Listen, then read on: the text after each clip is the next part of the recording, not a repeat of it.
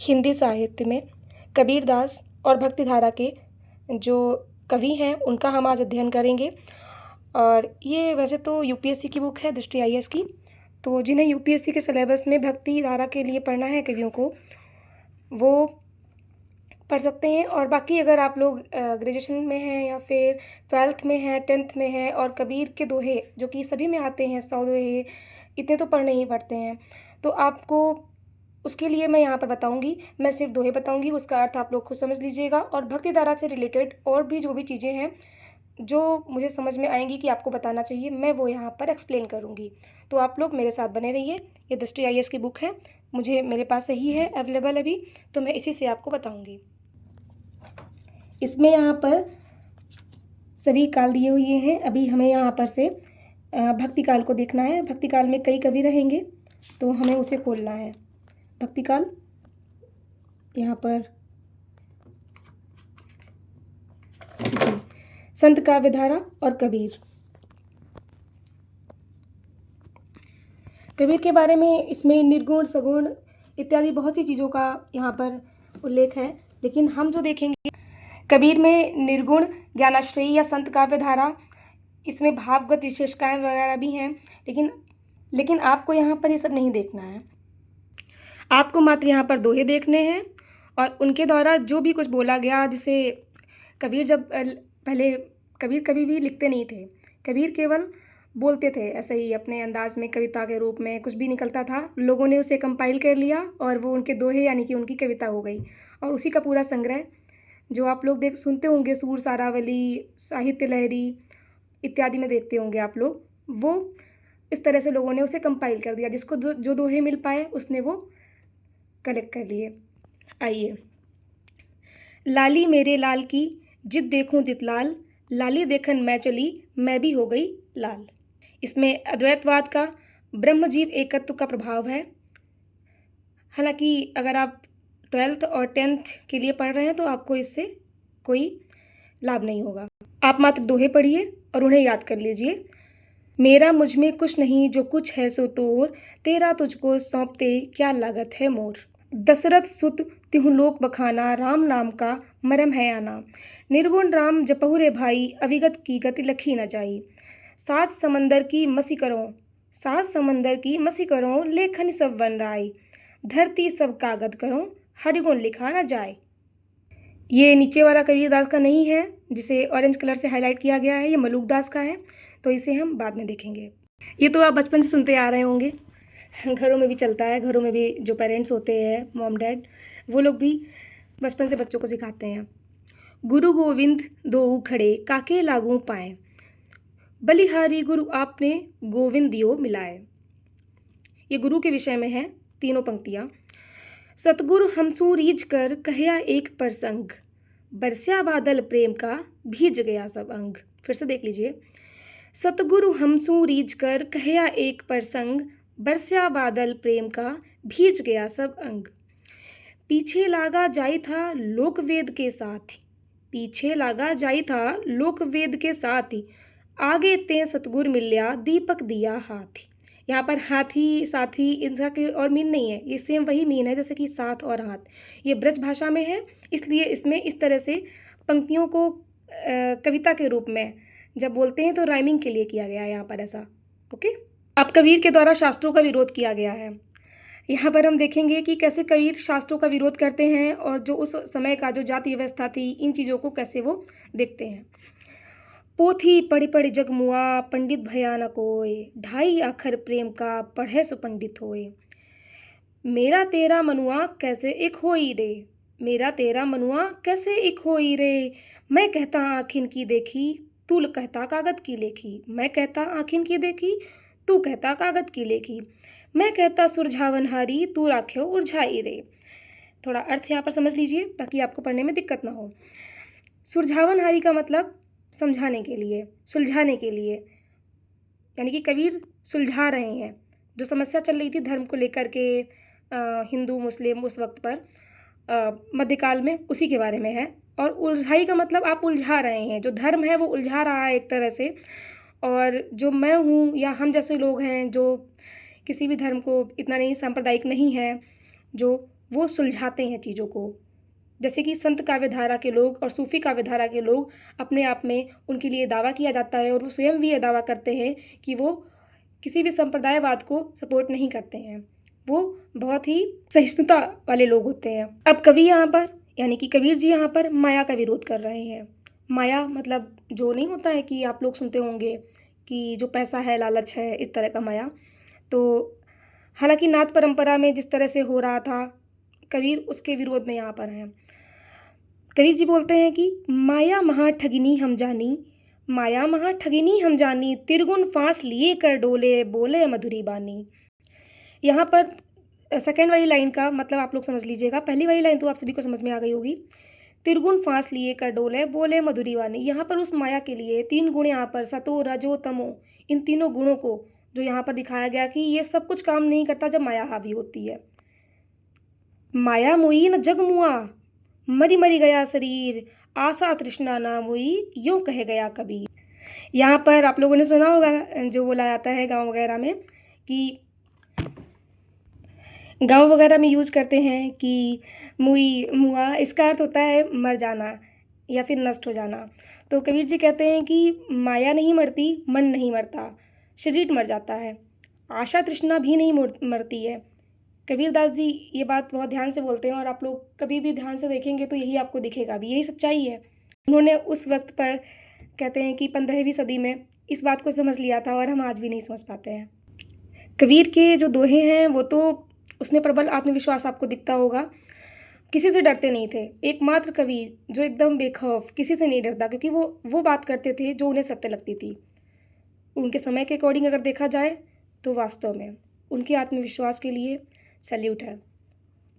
तो इसीलिए ये बोलते हैं कि हम घर जा रहा आप ना, लिया मुराड़ा हाथ, अब घर जा रहा तासुका, जो चले हमारे साथ। यानी कि मैंने तो अपना घर जला लिया है, अब मैं लेके निकल पड़ा हूँ मशाल और अब उसका घर जलाऊंगा जो हमारे साथ चलेगा। यानी कि जो जो हमारे रास्ते पर चलेगा और बेखौफ होकर के निडर होकर बोलेगा, उसके साथ थोड़ी बहुत जातियाँ तो होनी है। ये बात याद रखिए, सत्य जीतता है लेकिन उसके पहले थोड़ी सी कठिनाइयाँ आती हैं। अब कबीर जी यहाँ पर आडंबरों का विरोध कर रहे हैं कि थोड़ा सा उधर, अब यहाँ पर थोड़ा ब्राह्मणों के लिए बोल रहे हैं और खासकर पुजारियों के लिए कि कांकर पाथर जोड़ के मस्जिद लई बनाए, काकर पाथर जोड़ के मस्जिद लई बनाए, ता चढ़ी मुल्ला बांग दे, क्या बहरा हुआ खुदा है। सॉरी, ये वाली लाइन जो है ये मंदिर के लिए नहीं, ये मस्जिद के लिए है। नीचे वाली लाइन मंदिर के लिए है। फिर से सुनिएगा, कांकर पाथर जोड़ के मस्जिद लई बनाए, ता चढ़ी मुल्ला बांग दे, क्या बहरा हुआ खुदा है। ये एक तरह से मजाक है। आज कहते हैं कि ही नमाज के लिए जो है क्या ज़रूरत है माइक की, क्या ज़रूरत है इतनी ऊंची मस्जिद मीनारे बनाने की। तो ये उस वक्त पर कबीर ने इस चीज़ को थोड़ा सा इंडिकेट किया था कि खुदा क्या बहरा हो गया है, जो उसके ऊपर चढ़ के आप भांग देते हैं, मतलब मुर्गा बोलता है ना तो उसे भांग बोलते हैं, कि इसी तरह से कुछ। और नीचे उन्होंने ऐसा नहीं कि एक ही धर्म के बारे में बोला हो, अब वो यहाँ पर बोलते हैं हिंदुओं के लिए, उनके मस्जिदों का जब उन्होंने विरोध किया तो हिंदुओं के लिए भी उन्होंने सोचा कि इनके भी जो आडंबर हैं, जो अंधविश्वास है, इनके बारे में भी मुझे बोलना चाहिए। पाहन पूजे हरि मिले तो मैं पूजूं पहाड़, पाहन पूजे हरि मिले तो मैं पूजूं पहाड़, ताते तो चाकी भली पिस खाए संसार। पाहन का मतलब पत्थर है यहाँ पर। तो अब बोलते हैं कि जो पत्थर आप पूजते हैं जिस पे जल चढ़ाते हैं, आप उस पूजा करते हैं, तो अगर उसको पूजने से हरि मिलते हैं, भगवान मिलते हैं, तो मैं क्या करता हूँ, मैं चाकी यानी कि चक्की जिसमें आटा पिसता है, मैं उससे बेहतर है वो, मतलब उसको पीसना चाहिए। कम से कम उसके पीसने से जो अन्न पिसता है वो लोग खाते हैं, जीवित रहते हैं, उससे पूरा विश्व चलता है।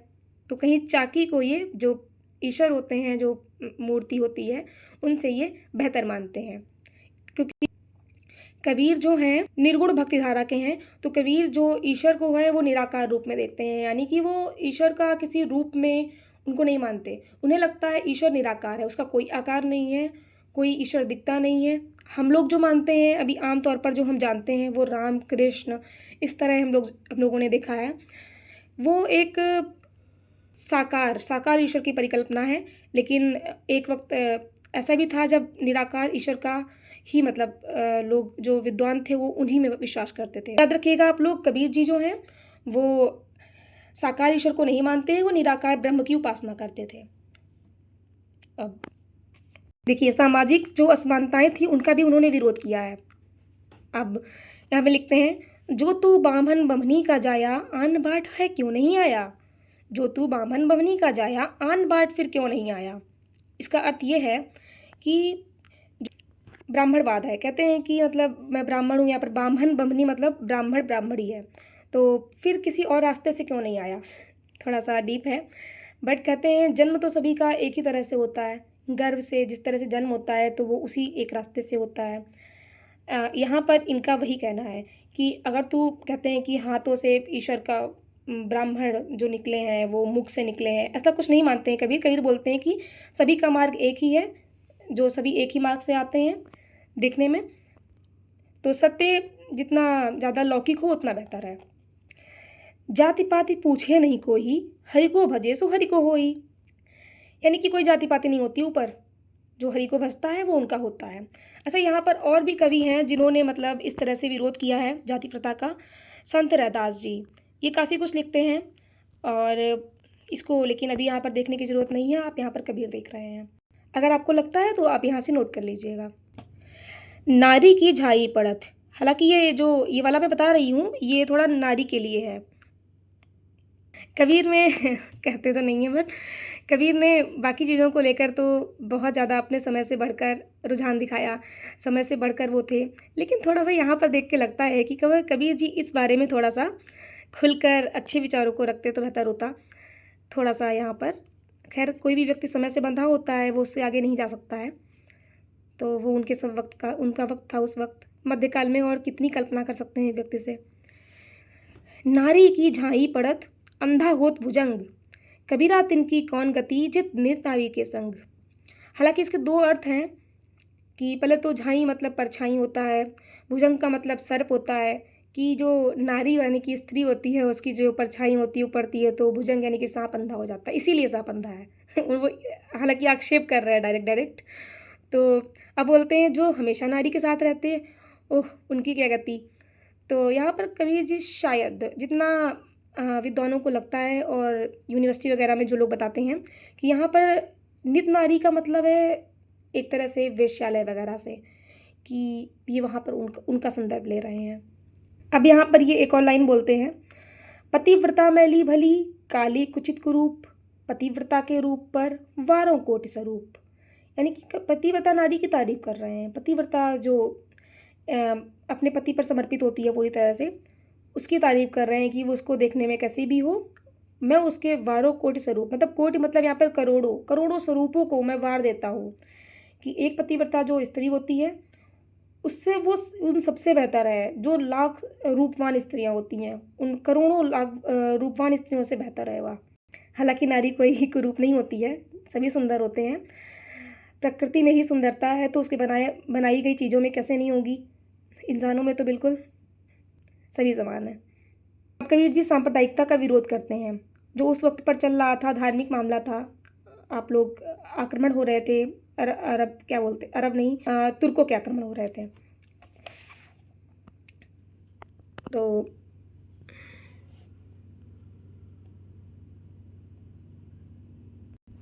अरे इन दोउन राह न पाई, हिंदुन की हिंदुआई देखी तुर्कन की तुर्काई।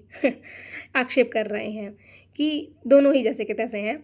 हिंदुओं की जो हिंदुआई है वो देख ली है, और तुर्कन यानी कि जो मुसलमान तुर्क जो आए थे, उस वक्त तो तुर्क ही आए थे, वो बाद में यहाँ पर आए तो वो हिंदुस्तानी हो गए। हालांकि कई लोग धर्मांतरण से भी बने हैं। तो कबीरदास जी का कहना ये था कि तुर्कन यानी कि मुसलमानों पर आक्षेप है ये, कि और हिंदुओं पर आक्षेप है। तो अभी तक के जो दोहे थे उनके संदर्भ आसान थे, लेकिन यहाँ पर थोड़ा सा आपको ध्यान देना पड़ेगा। ये रहस्यवाद में अब हम लोग एंट्री कर रहे हैं। रहस्यवाद का मतलब होता है थोड़ा सा जो अर्थ होता है वो छिपा हुआ होता है। आप कविता के जो शब्द होते हैं उनको देख करके आप अंदाज़ा नहीं लगा सकते, उनका अर्थ दूसरा होता है।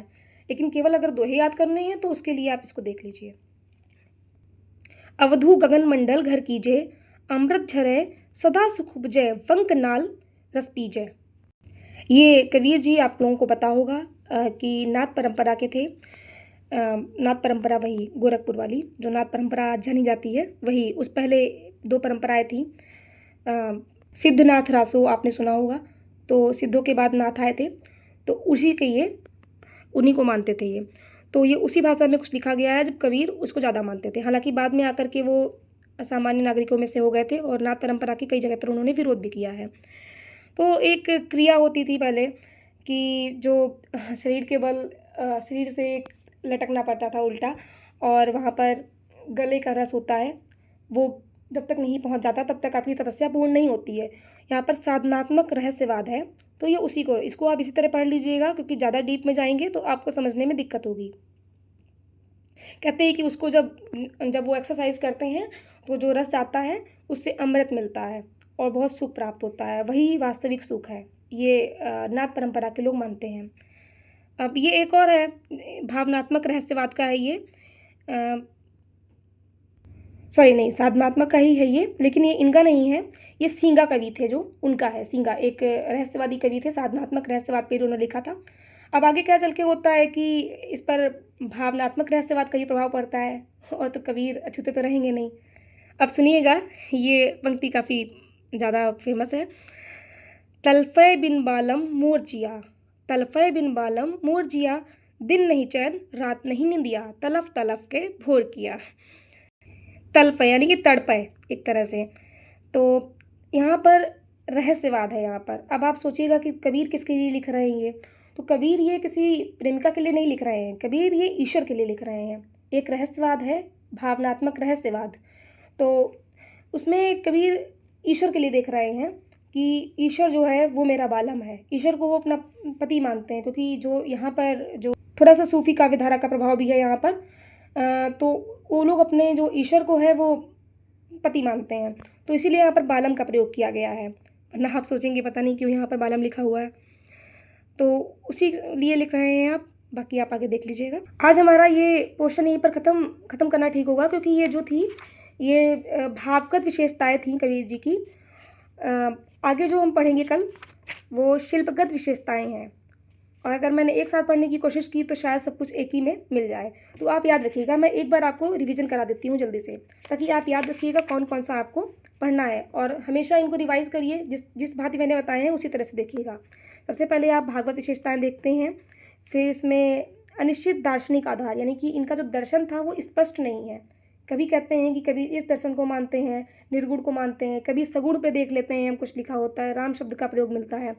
तो देख लीजिएगा कि यहाँ पर एक तरह से अद्वैतवाद के लिए जो ब्रह्मचर्य है, एक ब्रह्म जीव, उस पे देखने को मिल रहा है, लाली मेरे लाल की। फिर यहाँ पर मेरा मुझ में कुछ नहीं, ये वैष्णव दर्शन का इन पर प्रभाव है। अब फिर आता है दशरथ सुत। ये देखिए, आप दशरथ सुत को मान रहे हैं तो राम को भी मानते होंगे, वो तो सगुण हो गए। तो निर्गुण के ही पक्षधर थे, लेकिन फिर भी ये ऐसी बात लिखते हैं कि राम नाम का मरम है आना। फिर बोलते हैं कि 7 समंदर की मसी करो, लेकिन हरिगुण लिखा नहीं जा सकता। इस तरह से चीज़ें लिखते हैं जिस तरह से ये। तो फिर सतगुरु का महत्व आता है, यानी कि गुरु की महिमा आती है इसमें जी। अब गुरु के लिए तो आप सभी जानते होंगे कि 3 हैं ये, गुरु गोविंद दो खड़े, सतगुर हमसू रीझ कर, यानी कि सतगुरु ने हमसे गुस्सा होकर एक प्रसंग कहा कि बरसा बादल प्रेम का भीज गया सब अंग। गुरु के प्रेम के बारे में लिखते हैं। फिर बोलते हैं कि पहले लोक वेद, यानी कि जो समाज होता है उसके चक्कर में मैं पड़ा हुआ था, पीछे लगा जाए था लोक वेद के साथ। जब से सतगुरु मिला उन्होंने हाथ में दीपक थमा दिया, यहाँ पर दीपक यानी कि ज्ञान को थमा दिया। और फिर आगे आइए, फिर यहाँ पर ये शास्त्रों का विरोध करते हैं, पोथी पढ़ी पढ़ जग मुआ। उसके बाद में 2.5 अक्षर प्रेम का यहाँ पर लिखा हुआ है। प्रेम की सोचिए, कबीर जी प्रेम को कैसे तवज्जो दे रहे हैं। फिर तेरा मेरा मनुआ, कैसे एक हो ही रहे, 2 बोल लोगों से मैच कर रहे हैं। एक जैसे कि होता था कि कैसे लोग समाज में होते थे, ब्राह्मण क्षत्रिय, या फिर जो अपने आप को शेख बोलते थे, या खान, जो मतलब बड़े ओहदे थे उनको, और या फिर सामाजिक जो लोग मतलब धर्म को मानते थे, जाति को मानते थे, उनके लिए बोल रहे हैं कि आप और मैं एक नहीं हो सकता, हम में बहुत अंतर है। आप लोग जो हैं वो आँखों की देखती जो है, मैं कहता आँखिन की देखी, तू कहता कागज़ की लेखी। मैं जो आँखों से देखता हूँ, मन की आँखों से देखता हूँ, मैं वो मानता हूँ, और आप जो कागज़ से लिखा होता है वो मानते हैं आप। यानी कि कागज़ का अर्थ यहाँ पर जो ये ले रहे हैं वो वेदों से ले रहे होंगे और उनके कुरान इत्यादि से ले रहे होंगे। तो हालाँकि गीता में भी इस तरह की चीज़ें हैं। तो माया महा ठगिनी हम जानी, यहाँ पर माया का विरोध है जिस तरह से, माया यानी कि जो इच्छा होती है, प्रबल इच्छा होती है और उसमें जब व्यक्ति अंधा हो जाता है तो उसे माया कहते हैं। माया बहुत घोर जो इच्छा होती है, जब कुछ समझ नहीं आता और व्यक्ति उसमें डूबता चला जाता है। फिर माया के अतिरिक्त जो ये दूसरा बोला है माया मुई, यानी कि माया ना मरी। और फिर आता है ये हम घर जा रहा आप ना। ये एक तरह से जो बता रहे हैं कि अगर आपको मेरी जैसे बनना है, निडर बनना है, तो आपको मेरे साथ चलना पड़ेगा और मेरे साथ चलेंगे तो आपका घर जलेगा, यानी कि आपके उस कठिनाइयों का सामना करना पड़ेगा। फिर इस तरह से जो आडंबरों का विरोध करते हैं, ये हिंदू मुस्लिम दोनों के लिए, मंदिर और मस्जिद के लिए बोलते हैं कि याद कर लीजिएगा काकर पाथर, बहुत अच्छा लगता है ये। अगर आप लोग 2-4 बार पढ़ेंगे ना तो मुझे लगता है गाते फिरेंगे पूरे घर में। लोग परेशान हो जाएंगे आपसे कि कहाँ से पढ़ के एकदम आ गया है जो दिन भर सुनाता रहता है। फिर ये सामाजिक असमानताओं का विरोध कर रहे हैं कि बामन बमनी का जाया। उसके बाद में जाति पात के लिए है। और फिर रैदास जी का पढ़ लीजिएगा, कभी आए तो लिख दीजिएगा कि होता है कि कभी कभी उसमें तुलना के लिए पूछ देते हैं, कभी कभी तो रैदास जी को डाल दीजिएगा उसमें, जो इन्होंने लिखा है कि जाति ओछा। और देख लीजिए, ओछा का मतलब होता है कि ओछा आपने सुना होगा, बहुत ही ओछा व्यक्ति है, यानी कि बहुत छोटा व्यक्ति है, जाति कुछ नहीं है। तुच्छता के शब्द में इसका अर्थ में इसको लेते हैं ओछा को। और यहाँ पर राम राय का अर्थ यहाँ पर राम भगवान से है, जो राम ईश्वर से है, मतलब कि। और अपने आप को देखिए, यहाँ पर रविदास जी ने चमारा कहा है, यानी कि वो शर्माते नहीं थे उस वक्त बोलने में कि मैं जो भी हूँ, मैं एक व्यक्ति हूँ और मेरा सम्मान उस व्यक्ति के होने पर है, मैं किसी जाति प्रथा को नहीं मानता हूँ। फिर थोड़ा सा इसमें लिखा हुआ आप खुद देखिए कि वैसे तो ये यूपीएससी की बुक है, तो मैक्सिमम चीज़ें यहाँ पर विवादों से परे रहती हैं कि संत कवियों की नारी दृष्टि विवादों के घेरे में है। जितने भी संत कवि रहे हैं, चाहे वो कबीर जी हों या फिर और भी लोग हैं, विवाद के घेरे में हैं। नारी के बारे में जिस तरह से बोल रहे हैं, हालांकि कुछ स्पष्टीकरण भी हैं, आप एकदम इन्हें नारी विरोधी मत समझ लीजिएगा। स्पष्टीकरण ये है कि यहाँ पर ये वेश्या के विषय में बोल रहे हैं। फिर पतिव्रता नारी के बारे में इतनी अच्छी बात बोली उन्होंने, मुझे जितना समझ में आया है, ये उस समय के जो वक्त से कोई भी व्यक्ति बढ़कर नहीं हो सकता है। तो हो सकता है कोई जो है इनका कोई निजी अनुभव हो जिस वजह से इन्होंने ऐसा बोला है। और वैसे भी जो कबीर बोलते थे वो लोग लिख लेते थे, वो कोई राइटर तो थे नहीं कि तलाश के या तराश के लिखें। फिर हिंदू मुस्लिमों के बारे में बोल रहे हैं कि दोनों को देख लिया, हिंदुओं को भी तुर्कों को भी। फिर रहस्यवाद के बारे में आता है, इसको आप याद कर लीजिएगा, मैं बताना नहीं चाहती हूँ, बट वही है कि नाथ परंपरा से जो क्रिया जुड़ी हुई थी, उस क्रिया को करने से जो अमृत गले का अमृत जो होता है वो जब जाता है तो सुख मिलता है, वही सबसे बड़ा सुख है। तो सींगा भी लिखते हैं कि घर में गंगा घर में जमुना नहीं द्वारिका काशी, घर वस्तु बाहर क्यों ढूंढे बन बन फिरा उदासी। यहाँ पर जो आज हम लोग सुनते हैं, कभी कभी कहते हैं कि सब कुछ जो होता है वो घर के अंदर है फिर भी हम बाहर। यहाँ पर एक तरह से जो है जो ट्रैवल होता है, जैसे कि 4 धाम यात्रा होती है या फिर मक्का मदीना के लिए जो लोग यात्रा करते हैं, उसको आडंबर बताया गया है। यहाँ पर कहा गया है कि सब कुछ घर में ही है, अगर हम देखना चाहेंगे तो हमें दिखेगा। कुछ द्वारका काशी मथुरा और ये काबा मदीना नहीं है, तो उदासी बना फिर रहा है। फिर भावनात्मक रहस्यवाद, ये कबीर की जो पंक्ति है ज़रूर याद कर लीजिएगा। आप अगर एग्ज़ाम में सिर्फ इतना भी लिख देंगे कि ये भावनात्मक रहस्यवाद का है, ये साधनात्मक रहस्यवाद का है, आडंबरों का विरोध है, मेरे ख्याल से इतना कोई नहीं लिखता है। और पंक्ति लिख देंगे तो इतना भी नहीं लिखेगा। फिर भाषा वगैरह के बारे में लिखा हुआ है थोड़ा सा इनकी कि कैसी थी। सदुक्कड़ी भाषा है कबीर की, याद रखिएगा। और पंचमेल खिचड़ी भी बोलते हैं इसको। बाकी तो मैं आपको कल ही बताऊंगी, सॉरी मैं थोड़ा आगे बढ़ गई थी। यहीं पर ख़त्म करिए आज। Thank you. इतना ही रखिए आप लोग, क्योंकि मैं भी यूपीएससी की एस्पिरेंट हूँ, तो मैंने भी जब पढ़ा था अपने सर से, विकास देवी कीर्ति सर से, तो उन्होंने मुझे इतना ही पढ़ने के लिए कहा था। तो यूपीएससी या फिर किसी भी स्टेट पे जैसे कि नेट जीआरएफ का एग्ज़ाम होता है, आपको इतना ही पढ़ने की ज़रूरत है। 12th ग्रेजुएशन वालों के लिए तो मैं क्या कहूँ, वो तो सिर्फ रट लें और थोड़ा बहुत जो अर्थ दिया होता है बस वो उसको देख लें। मैंने सिर्फ अर्थ बता दिए, क्योंकि कोचिंग वगैरह बच्चों को लेने में दिक्कत होती है पैसों की वजह से, तो जो अर्थ उनको समस्या होती है अर्थ को लेकर के, वो मैंने क्लियर कर दिए हैं। बाकी सब आप लोग समझदार हैं, आप इस तरह से पूरा कर सकते हैं। Thank you. अगर आप लोगों को ये सही लगा है तो मैं आगे कंटिन्यू रखूँगी, आप लोग मुझे बताइएगा कमेंट्स में, और प्लीज़ चैनल को लाइक सब्सक्राइब कीजिएगा, इससे मुझे पता चलेगा कि आप लोगों को कितना पसंद आया है। Thank you.